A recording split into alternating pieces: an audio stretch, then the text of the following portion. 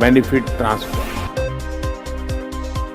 वादी कश्मीर का रुख करेंगे, जहां सूरत हाल पुरअमन है, ताहम दफा 144 लगातार नाफिज है। सुबह के वक्त श्रीनगर के लाल चौक और दीगर इलाकों में दुकानें खुली थी, वहीं तमाम मकामात से बंदिशें हटा ली गई हैं।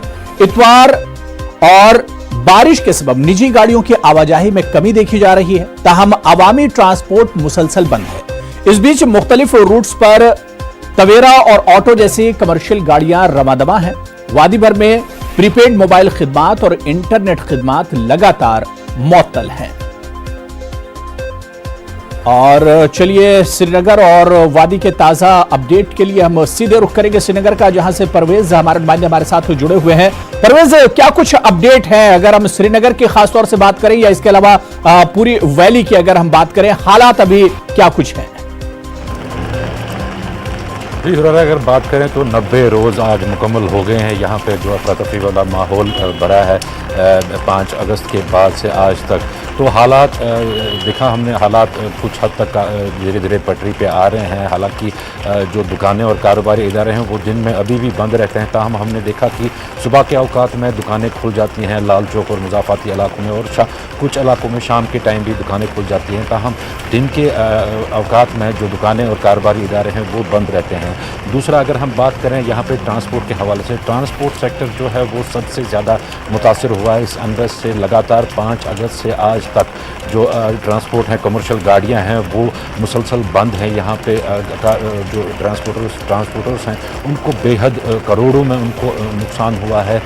हालांकि हमने देखा कि अब पिछले 1-2 दिन से जो है टवेरा और ऑटो रिक्शा जो हैं वो चलना शुरू हो गए हैं, ताहम जो बड़ी कमर्शियल गाड़ियाँ हैं जिसमें टाटा गाड़ी बसेस आती हैं या माजदा वगैरह आती हैं, तो वो अभी तक सड़कों से गुम है। लगातार पिछले 3 महीने अब हो गए हैं, तो अंदाज़ा लगाया जा सकता है कि कितने करोड़ों का नुकसान हुआ होगा ट्रांसपोर्टर्स को यहाँ पे। दूसरा, अगर हम बात करें, अगर हम श्रीनगर और श्रीनगर के मुज़ाफ़ाती इलाकों की भी बात करें, तो मुज़ाफ़ाती इलाकों में भी हालात कदर बेहतर हो रहे हैं। धीरे धीरे जो हालात हैं वो सुधर रहे हैं। अगर हम आज डाउनटाउन के हवाले से बात करें तो डाउनटाउन में भी जो सुबह के औकात में चंद एक दुकानें खुली थी और जो ट्रैफिक की नकल हमल थी, हालांकि निजी गाड़ियों की सिर्फ नकल हमल थी वहाँ पे, तो वो भी वहाँ पे देखने को मिली।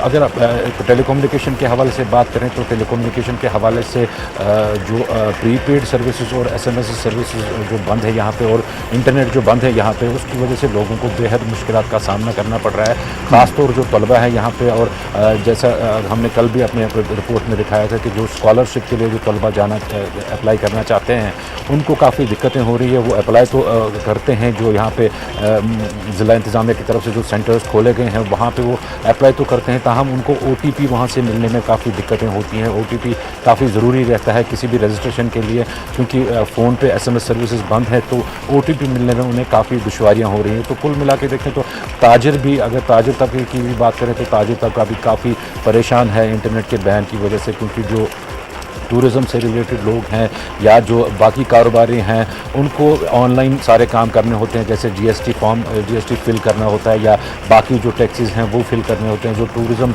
रिलेटेड इंसान हैं, टूरिज़म रिलेटेड जो लोग हैं यहाँ पे, उनको अपने क्लाइंट से राब्ता कायम करना पड़ता है। जो बाहर के ममालिक में है वो भी इंटरनेट और व्हाट्सएप के ज़रिए ही होता है, और उनको भी काफ़ी दुश्वारियों का सामना है इस टाइम। जी हुरैरा।